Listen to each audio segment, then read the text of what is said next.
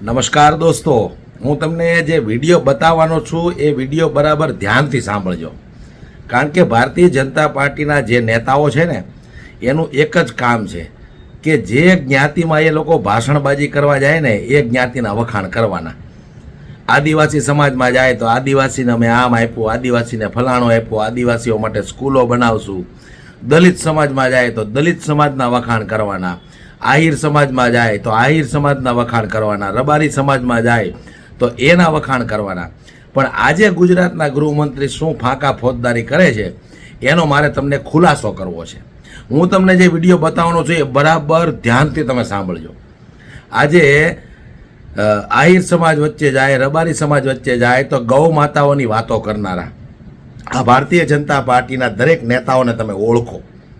સૌથી વધારે આપણે કહીએ તો ગુજરાતની અંદર ગૌ માતાની હત્યાઓ થાય છે અને આ ગુજરાતના ગૃહમંત્રી કેવી ફાંકા ફોજદારી કરે છે અને ત્યાર પછી એને કોણે કેવો જવાબ આપ્યો એ સાંભળવા માટે આ વિડીયો તમે પૂરેપૂરો જોજો. અને વિડીયો સાંભળ્યા પછી તમને એમ લાગે કે ખરેખર આ વિડીયોને શેર કરવા જેવો છે તો આ વિડીયોને 10 લોકો સુધી શેર કરજો. દોસ્તો સાંભળો તમે, આ ગુજરાતના ગૃહમંત્રી જ્યારે આહિર સમાજ કે રબારી સમાજ વચ્ચે જાય ત્યારે ગૌ માતા વિશે કેવી કેવી વાતો કરે છે. આ ગૌ હત્યારાઓની સામેની લડાઈમાં તમે સૌ માલધારી ભાઈઓ સહયોગ આપશો કે નહીં? જય ગૌ માતા મિત્રો, હું કિરણભાઈ દેસાઈ, આમ આદમી પાર્ટી માલધારી સેલ પ્રદેશ પ્રમુખ. આજે ફરીથી માનનીય નાયબ મુખ્યમંત્રીને હર્ષભાઈ સંઘવીને ગાય માતાની યાદ આવી. આ ભાજપ વાળાઓને વર્ષોથી ગાય માતાના નામે રોટલા શેકવાની ટેવ પડી ગઈ છે મિત્રો. ખૂબ સમજવાની છે, જરૂર છે. માનનીય મુખ્યમંત્રી નરેન્દ્ર મોદી સાહેબ જે અત્યારે હાલમાં વડાપ્રધાન છે એ જ્યારે મુખ્યમંત્રી હતા ને ત્યારે પણ આવું જ બોલતા હતા. એક પણ કસાઈઓને છોડવામાં નહીં આવે, એક પણ કસાઈઓને અમે છોડીશું ને એક પણ ગાય માતાનું લોહી આ ધરતી પર વહેવા નહીં દે, ગુજરાતની ધરતી પર. પણ જ્યારે માનનીય મુખ્યમંત્રી નરેન્દ્ર મોદી સાહેબ જ્યારે હતા હાલના વડાપ્રધાન છે ને ત્યારથી આ ગૌ હત્યાનો સિલસિલો ચાલુ થઈ ગયો છે ગુજરાતમાં. ખુલ્લે આમ આપણે વારે ઘડીએ એવા દ્રશ્ય જોઈ રહ્યા છે કે કસાઈઓ પોતાની ગાડી લઈને આવે અને ગાય માતાની હત્યા કરે અને ગાય માતાને લઈ જાય છે. માનનીય ગૃહમંત્રી સાહેબને પણ કહેવા માંગુ છું, આપની પોલીસને અમે વારે ઘડીએ એવી અરજીઓ કરી છે અને સાહેબ શ્રી ગાય માતા રખડતી કેમ થઈ, આ કસાઈઓ બેફામ કેમ બન્યા તે પણ તમારી પોલીસને પૂછજો. અને આ બે પગવાળા તમારા આખલાઓ જે ગાય માતાને ગૌચર ચરી ગયા ને એટલે ગાય માતા રોડ ઉપર આવી છે અને કસાઈઓ લઈ જાય છે.